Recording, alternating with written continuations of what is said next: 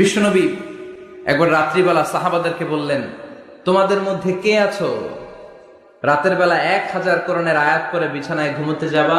হাত তোলো। কেউ হাত তোলে না। ওমি 1000 আয়াত কি বাড়ির কাছের কথা? কথা বলেন। বিশ্বনবী বললেন, কে আছো তোমাদের মধ্যে রাত্রিবেলায় বিছানায় ঘুমোতে যাওয়ার আগে 1000 কোরআনে কারীমের আয়াত তেলাওয়াত করে ঘুমাতে যাবা? দাঁড়াও। কোন সাহাবী দাঁড়ায় না।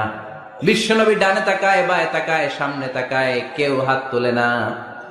বিশ্বনবী বললেন, ও সাহাবারা, এবার বলো তোমাদের মধ্যে কে কে আছো সূরাতুত তাকাসুর পরে রাত্রে বিছানায় ঘুমোতে যেতে পারবা? এবার সব হাত উঠে গেছে। সুবহানাল্লাহ পড়েন।